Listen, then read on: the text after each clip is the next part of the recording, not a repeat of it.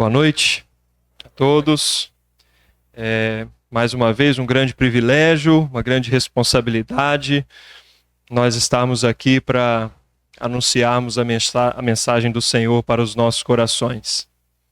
Como os jovens e as crianças acabaram de cantar, nós estamos nos aproximando de um período em que as pessoas comemoram o Natal.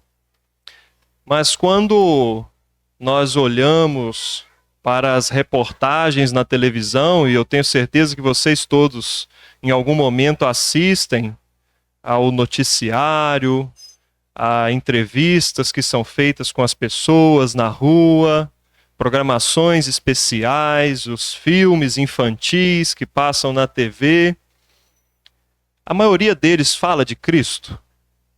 Ou a realidade é diferente? Porque as pessoas falam do Natal, as pessoas esperam o Natal, as pessoas querem comemorar o Natal. Mas que Natal? Que Natal que as pessoas comemoram? É o nascimento de Cristo, o Salvador? Ou é simplesmente um momento de confraternização em família? O que nós ouvimos das pessoas? Vocês assistem televisão? Quando as pessoas perguntam assim, o que você espera desse Natal? O que é o Natal para você? O Natal é um momento de paz, é um momento de confraternização, de celebração, é um momento de alegria. Não é isso que nós ouvimos? Mas será que isso é o Natal? E o mais triste é que às vezes nós, crentes no Senhor Jesus Cristo, nós perdemos tempo, perdemos oportunidade com coisas pequenas, como Ismael falou. Pouco importa se Cristo nasceu em dezembro. Isso não é importante. O que importa é que ele nasceu, que ele viveu, que ele morreu em nosso lugar e que ele ressuscitou para a nossa justificação. E nós ficamos perdendo tempo com coisas pequenas, com datas, ao invés de aproveitarmos a oportunidade para falar da verdadeira mensagem do Natal. Falar de Cristo, aquele que nasceu e que quer salvar o pecador. Essa é a mensagem que nós temos que anunciar, e nós não podemos perder essa oportunidade. Sabe, Vantuí, eu fico pensando no apóstolo Paulo, quando ele chega diante daquele Areópago, ele fica vendo aquelas estátuas para aqueles ídolos, e aí ele poderia pensar assim, mas aqui não é o lugar de pregar o evangelho, cheio de idolatria, lugar tremendo, de idolatria terrível, não é a hora de pregar o evangelho. Mas o que ele faz? Ele fica quieto? Não, ele aproveita aquela oportunidade e ele vê um lugar escrito ao Deus desconhecido. Então é essa oportunidade que eu vou aproveitar para pregar o evangelho. No momento em que as pessoas ficam mais sensíveis, as pessoas pensam na família, as pessoas pensam na sua vida, por que não aproveitar esse momento para falar daquele que é a vida?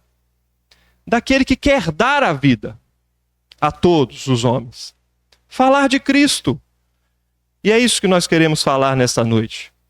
Pensarmos no Natal, não simplesmente como no momento festivo, no momento de paz, de alegria, mas no momento que pode mudar a vida do homem, se Jesus nascer no seu coração. É essa a mensagem que nós temos para anunciar, e não podemos perder essa oportunidade. Pensando sobre o Natal, na história verdadeira por trás do Natal, nós não podemos deixar de pensar em esperança. A esperança é o que move as pessoas. A esperança de que o amanhã vai ser melhor, a esperança de que daqui a pouco, no ano que vem, eu vou conseguir um emprego melhor do que aquele que eu tenho agora, a esperança de que aquela pessoa vai me perdoar, a esperança de que aquela pessoa vai enfim me responder. Eu tenho tentado entrar em contato com ela tantas vezes. Eu tenho esperança de que ela vai me responder. A esperança move as pessoas. E quando nós vivemos sem esperança, a vida deixa de ser vida. E você passa simplesmente a sobreviver. Aquele que vive sem esperança, ele não está vivendo. Ele está simplesmente sobrevivendo. Porque, afinal de contas, não tem esperança nenhuma para o amanhã. Logo no início da humanidade, e hoje pela manhã o Guilherme esteve falando aqui no estudo na escola dominical, logo após aquela terrível escolha de Eva e Adão no jardim, o Senhor ele colocou uma esperança no coração deles. E essa esperança está relatada lá em Gênesis capítulo 3, verso 15. Coloca lá para a gente, Priscila. Gênesis capítulo 3, o verso 15. O Senhor, ele falando com aquela serpente que havia enganado Eva, ele fala para a serpente o seguinte: porém inimizade entre ti e a mulher, e entre a tua semente e a sua semente. Esta, a semente da mulher, te ferirá a cabeça, e tu lhe ferirás o calcanhar. Isso trouxe esperança ao coração de Eva, porque da semente da mulher, da semente dela, haveria de vir um que pisaria na cabeça da serpente. Eu posso imaginar que Eva viveu o resto da sua vida pensando nessa esperança. Da semente da mulher vai vir um que vai nos salvar, que vai resolver o problema da nossa desobediência, do nosso pecado. Esperança. Talvez ela tenha imaginado que Caim poderia ser aquele que haveria de vir. Talvez, quem sabe, Abel. Esperanças frustradas. Talvez quando nasce Sete, a palavra do Senhor diz que quando, a partir da geração de Sete, se começou a invocar o nome do Senhor, e talvez ela tenha pensado, talvez seja agora. Talvez seja agora. Esperança. O Senhor ele não havia revelado quando haveria de vir aquele prometido que pisaria na cabeça da serpente. Eu posso imaginar que da mesma forma, a mesma esperança floresceu no coração talvez das filhas de Eva, porque ela teve filhas, esperando aquele prometido. Talvez a mesma esperança estivesse na esposa de Noé, e todas aquelas mulheres que vieram na sequência, que temiam a Deus, que conheciam a promessa que foi dada a Eva. Talvez a esperança estivesse no seu coração.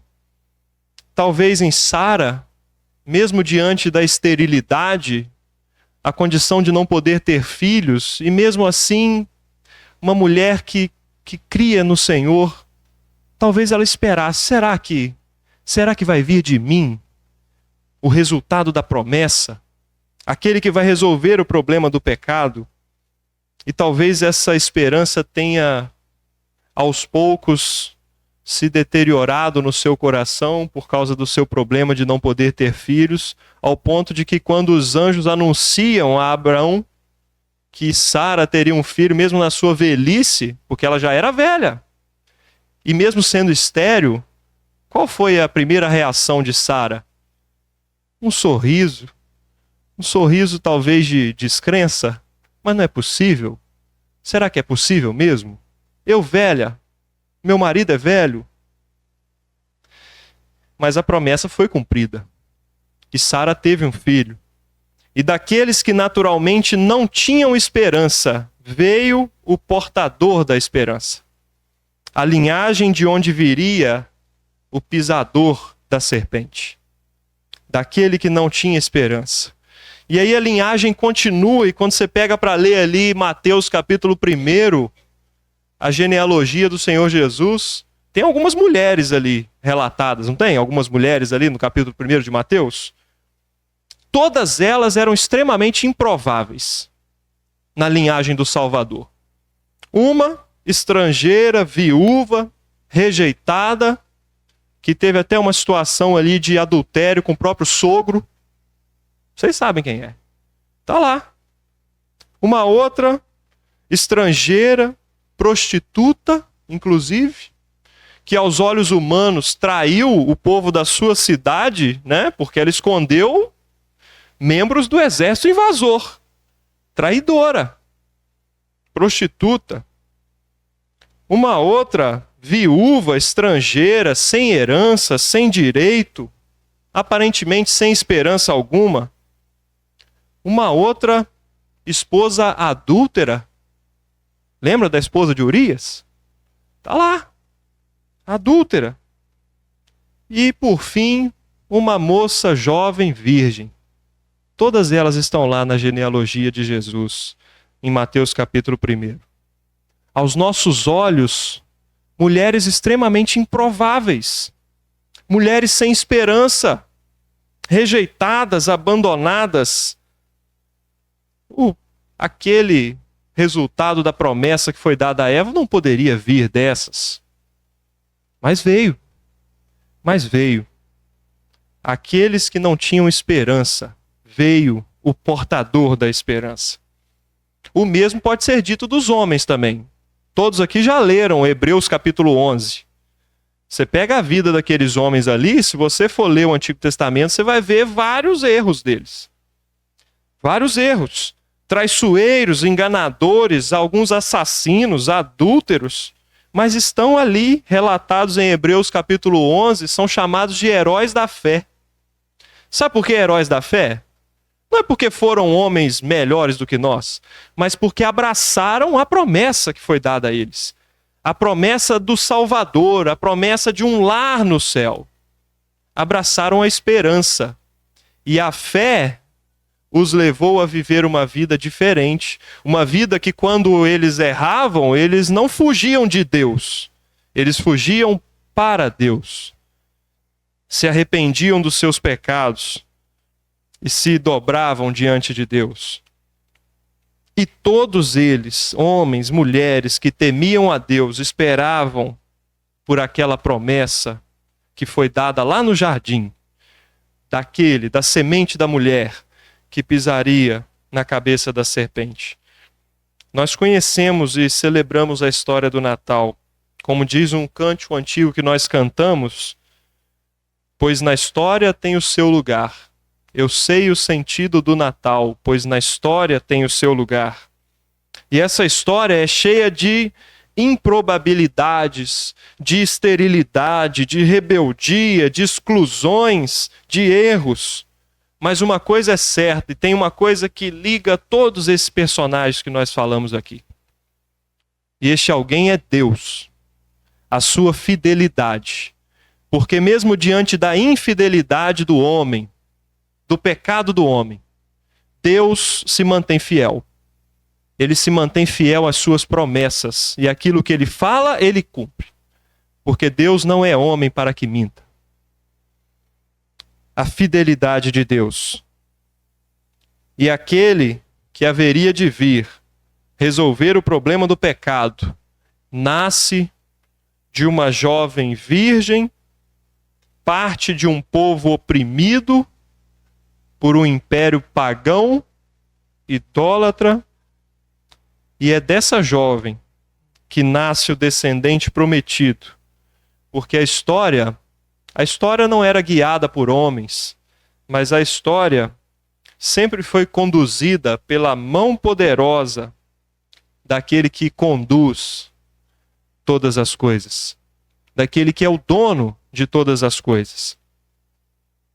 E olha só que coisa interessante, para pensar em como Deus tem tudo nas suas mãos e como ele usa todas as coisas, todos os impérios, por mais idólatras e pecadores que sejam, ele usa para cumprir a sua vontade. A Bíblia nos relata a história de um homem chamado Daniel. Daniel foi um profeta judeu que viveu na Babilônia, enquanto o povo de Israel era cativo naquele lugar. E diz a história que Daniel ele foi colocado ali em posição de grande destaque, como chefe daqueles magos, sábios, encantadores que havia naquele lugar de idolatria. Mas Daniel não era um mago. Daniel não era um encantador. Daniel era um homem que dizia a verdade, porque o Espírito de Deus estava sobre ele. E revelava a ele os planos de Deus, a verdade de Deus e os propósitos de Deus para o seu povo e para a humanidade. E Deus revelou a Daniel a chegada do Messias. E Daniel, com certeza, registrou isso. E com certeza ele falou sobre isso com pessoas naquele lugar. O Messias vai vir. Existe inclusive uma data. Ele marca tempos para a chegada do Messias em Jerusalém. E aquilo fica registrado. E aí a Bíblia conta que 600 anos mais tarde, 600 anos depois, uma luz sobrenatural que é descrita na palavra de Deus como uma estrela, brilha sobre a cidade de Belém, em Israel. E lá na Babilônia, lá no Oriente, aqueles magos que tinham lido os escritos de Daniel, eles veem aquela luz e eles pensam, essa luz é diferente. Essa não é uma estrela comum. E eles vão naqueles escritos do profeta Daniel e eles começam a ler aquelas profecias que ele havia deixado registrado ali. E ali eles encontram que o Messias haveria de nascer. O Messias haveria de chegar. E aí eles pensam, fazem as suas contas ali, eles pensam, nós estamos no momento da chegada do Messias. E o que aqueles magos fazem? Eles saem cerca de 1.000 quilômetros de viagem, 1.000 quilômetros, e eles saem, eles vão em direção a Jerusalém, eles vão procurar o rei aonde? Se o rei vai nascer, como o irmão Josué falou há pouco tempo atrás aqui, onde o rei haveria de nascer? Em Belém, mas um rei, naturalmente, ele nasceria num palácio, não é não? E eles vão procurar o rei aonde? No palácio. Está adiantando, o Vantuí está dando spoiler, né? Eles vão procurar o rei no palácio, que é onde haveria de nascer um rei. É o normal.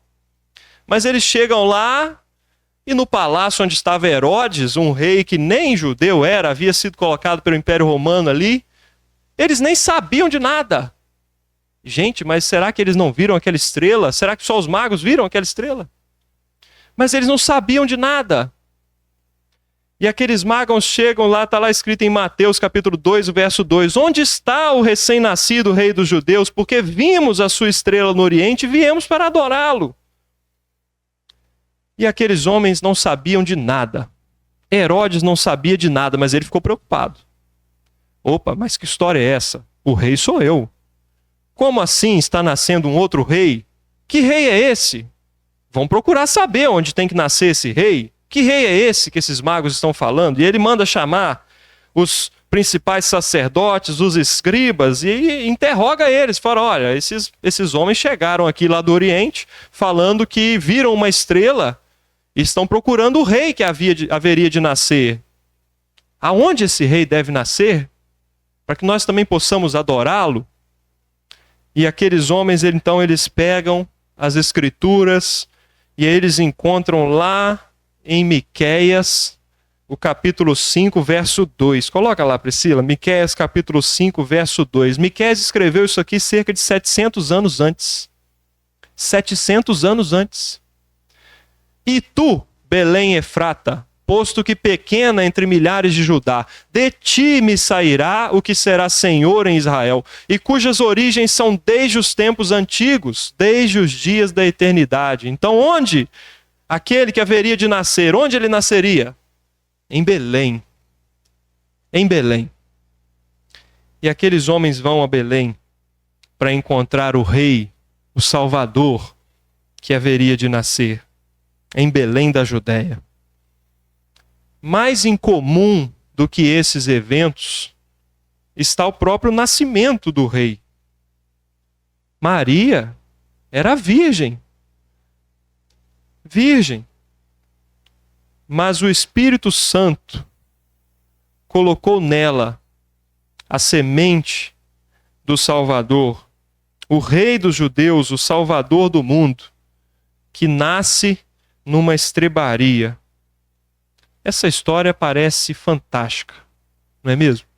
Um rei não nasceu no palácio, ele nasce numa estrebaria, onde os animais se alimentavam, onde as ovelhas que seriam sacrificadas no templo nasciam, ali nasceu o Cordeiro de Deus, que tira o pecado do mundo.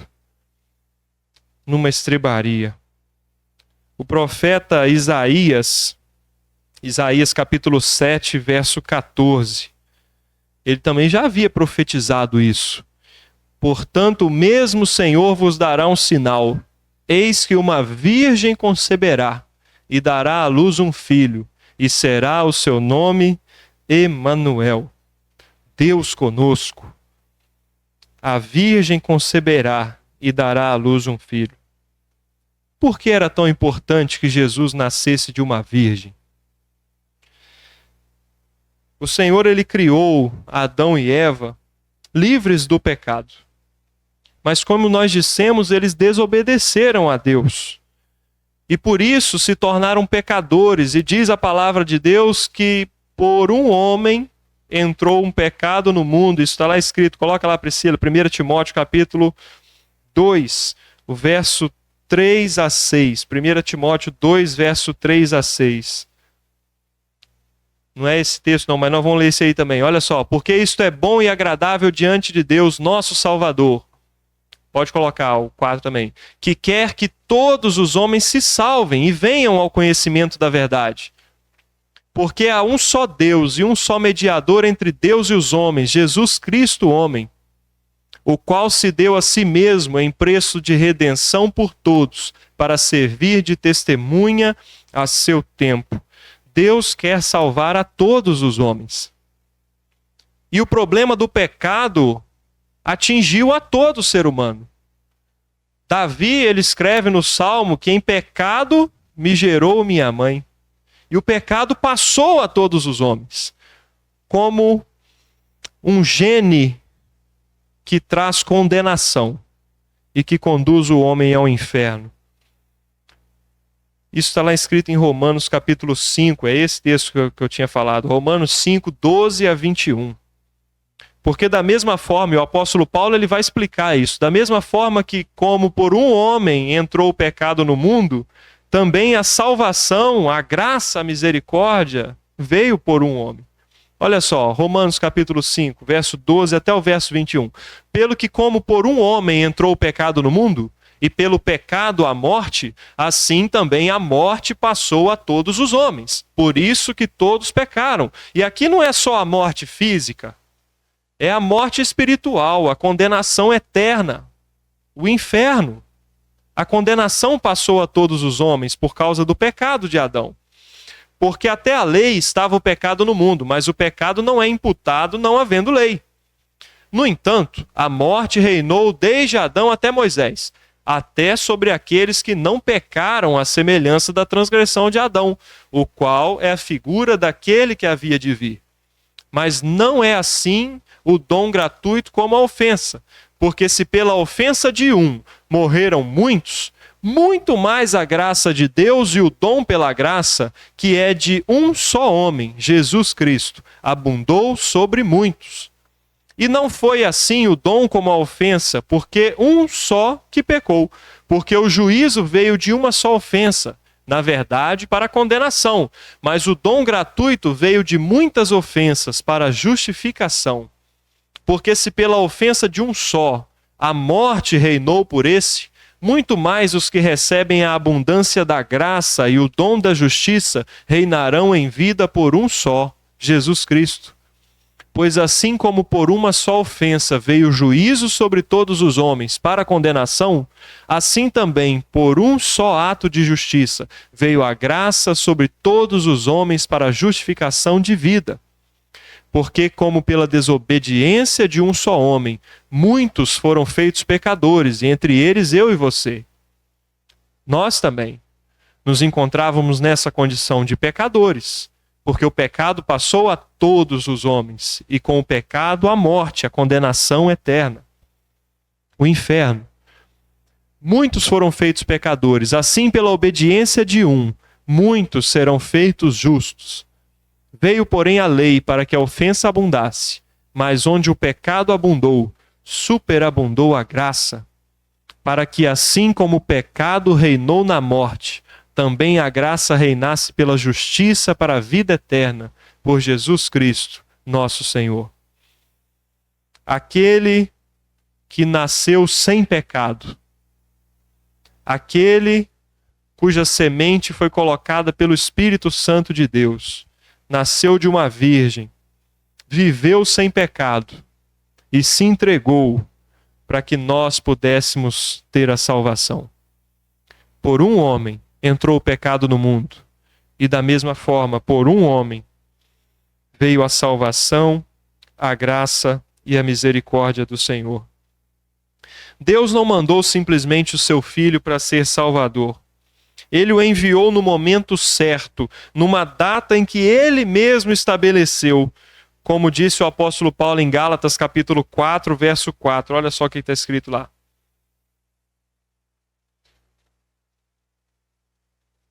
Mas vindo a plenitude dos tempos, enviou seu filho, nascido de mulher, nascido sob a lei, na plenitude dos tempos, na hora certa, quando estava tudo preparado, o Senhor envia o seu filho para trazer salvação ao homem.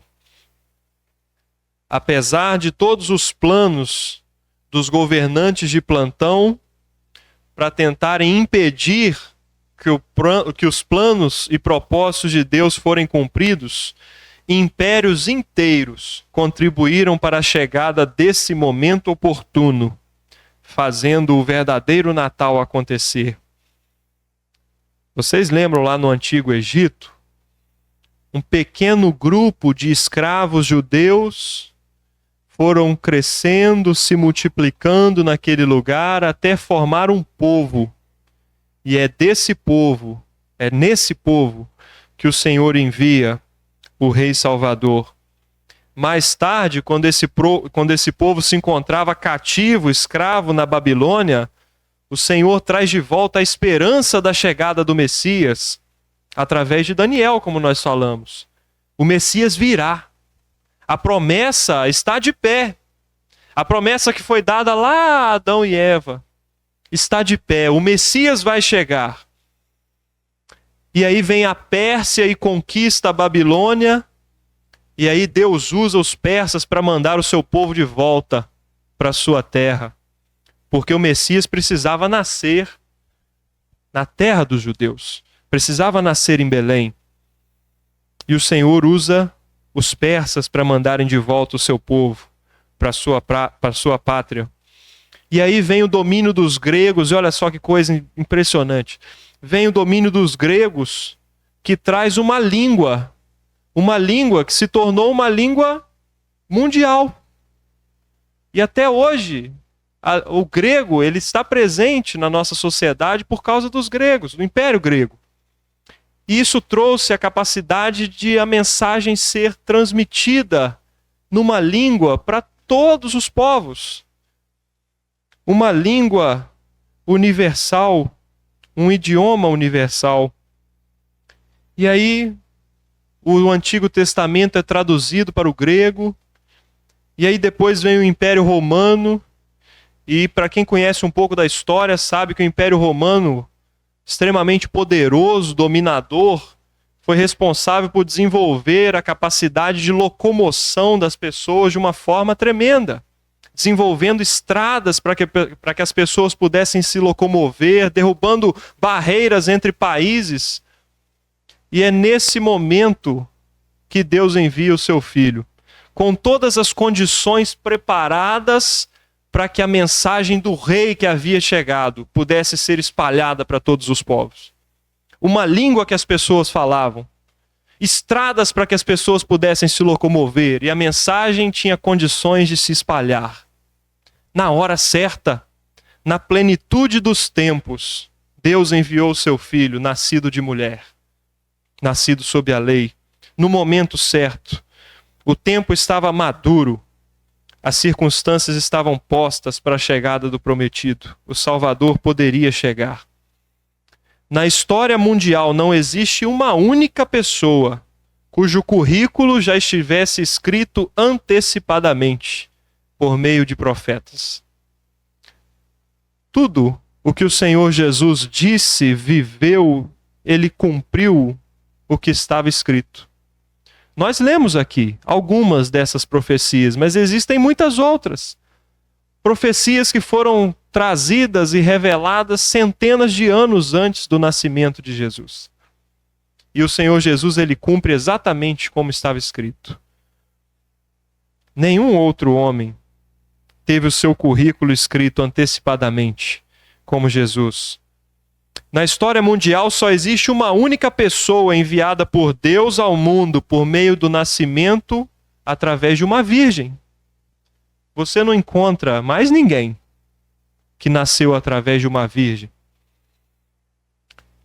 Na história mundial também só existe uma única pessoa cujo nascimento foi preparado por impérios e reinos mundiais.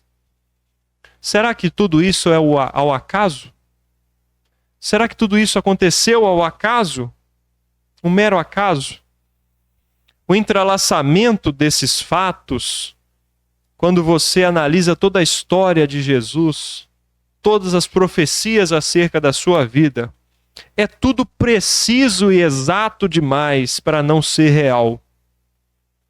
E da mesma forma que aqueles magos que tinham os escritos de Daniel, eles puderam comprovar por si próprios, eles puderam ler aquilo que Daniel havia deixado registrado, e eles foram até o Salvador para comprovar que era verdade. Da mesma forma, você pode fazer hoje. A verdade está ao seu alcance. Você pode comprovar se isso que nós estamos falando aqui é verdade ou não. Os fatos estão aí diante dos nossos olhos. E não só a Bíblia fala sobre Jesus, mas a história secular está cheia de fatos que comprovam o nascimento de Cristo, a sua vida. Certa vez perguntaram a Jesus como poderiam reconhecer a verdade das suas declarações, se aquilo que ele dizia era realmente verdadeiro. E aí ele responde fazendo um convite. Ele diz o seguinte: quem desse ouvidos ao que ele falava poderia experimentar pessoalmente a verdade das suas palavras. E através das suas palavras, de experimentar aquilo que ele dizia, poderiam chegar à conclusão de que elas não vêm de um homem comum, mas que elas vêm do próprio Deus. Como aqueles magos do Oriente fizeram.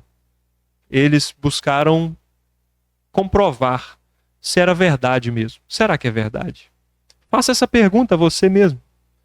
Será que isso é verdade?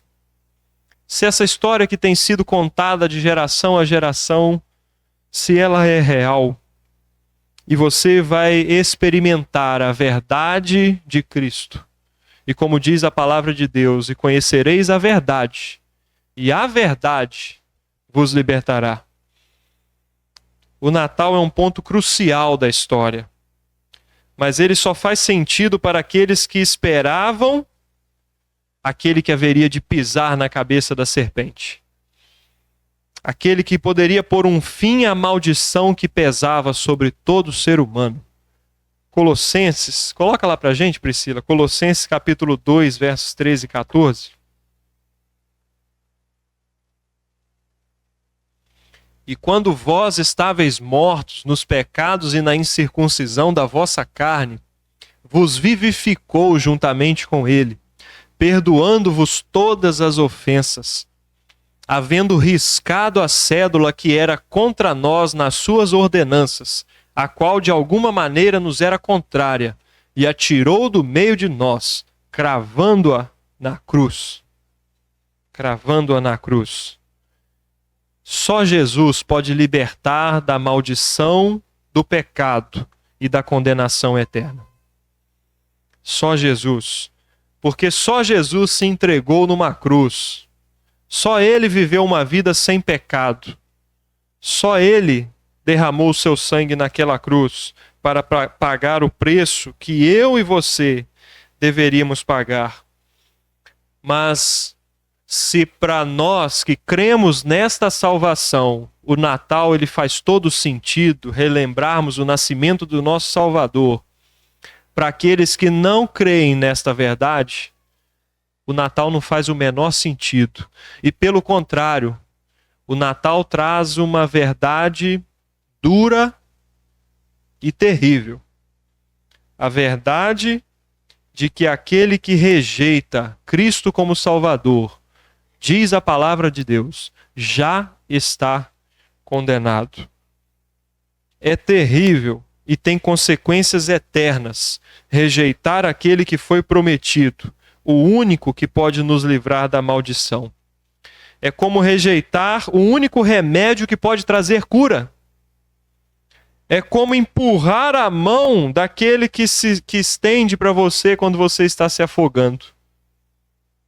Rejeitar Cristo traz uma consequência eterna de condenação.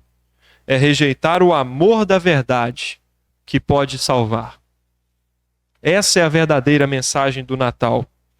O Natal só faz sentido diante da cruz e do túmulo vazio, pois o Cristo que veio morreu para pagar a minha dívida, a sua dívida, e ressuscitou para nos dar a vida eterna. Que realmente todos nós, nesse momento, possamos nos lembrar de que o Senhor Jesus, o nosso Salvador, não simplesmente nasceu nesse mundo, mas viveu aqui, morreu numa cruz, derramou seu sangue para trazer salvação a todos os homens.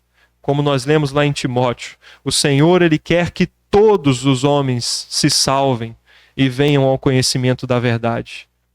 Não se satisfaça com mensagens vazias de paz, de alegria, de felicidade que são passageiras, porque o mundo não pode oferecer a verdadeira paz. Fala-se muito em paz, fala-se muito em família, mas passam-se esses dias e todo mundo volta a viver uma vida normal. Mas que Cristo realmente possa nascer no seu coração. Essa é a verdadeira mensagem do Natal. Deus percorreu um longo caminho para te salvar. Os magos do Oriente fizeram uma longa caminhada para encontrar a Jesus. Que tal você começar a sua caminhada nesta noite? Uma caminhada em direção a Jesus, a conhecer a Jesus, uma caminhada em direção ao Salvador. Que todos possam ter um feliz Natal e que possamos, nós que já somos crentes no Senhor Jesus, possamos aproveitar essas oportunidades, porque o mundo lá fora está falando de uma paz que não é verdadeira. E as pessoas vão falar, elas vão continuar pregando um Natal de alegria, de paz passageira. Mas a verdadeira mensagem de paz, de salvação, está nas nossas mãos. Está nas nossas mãos o compromisso de levar, pelo menos para as nossas famílias, num momento como esse, o verdadeiro sentido de comemorar o nascimento do Salvador, daquele que quer salvar, daquele que morreu numa cruz em nosso lugar. Eu vou pedir a Emily para chegar aqui, nós vamos cantar um hino. Esse hino, em muitos anos nós cantamos ele aqui numa cantata com as crianças. E ele é um hino infantil mesmo, mas nós vamos cantar ele e a letra dele é muito preciosa. Eu queria que vocês prestassem atenção. A Priscila vai colocar aqui a letra. Eu sei que alguns jovens conhecem, podem cantar com a gente. E preste atenção na letra desse hino. É muito simples, mas é a verdade da palavra de Deus.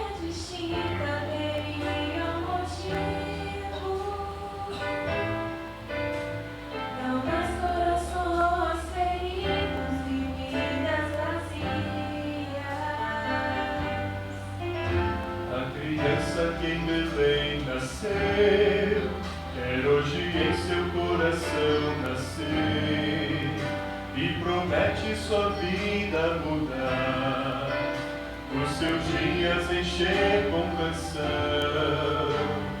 Faça um lugar, deixe-o nascer em você. Jesus é a fonte da vida e hoje oferece vida eterna.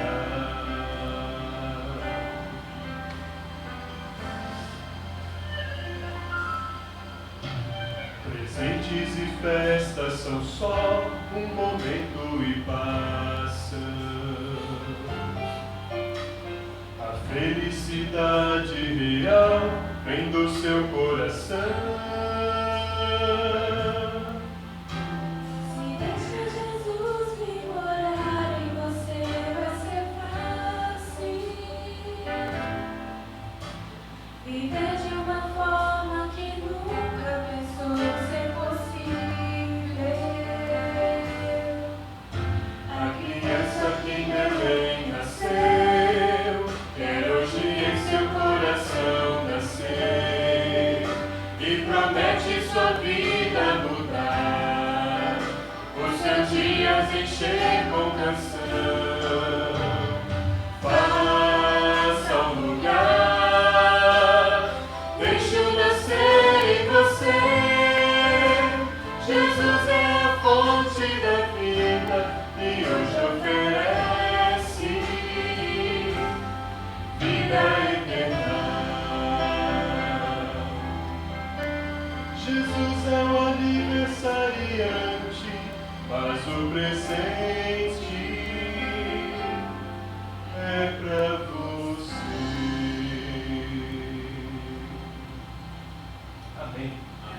É um presente, é de graça, não precisa fazer nada, só precisa aceitar Cristo como seu Salvador, recebê-lo no seu coração, e Ele vai salvar a sua vida e vai te garantir uma vida eterna na presença do Senhor. Receba Cristo como seu Salvador hoje, receba esse presente. Deus enviou para cada um de nós. Amém.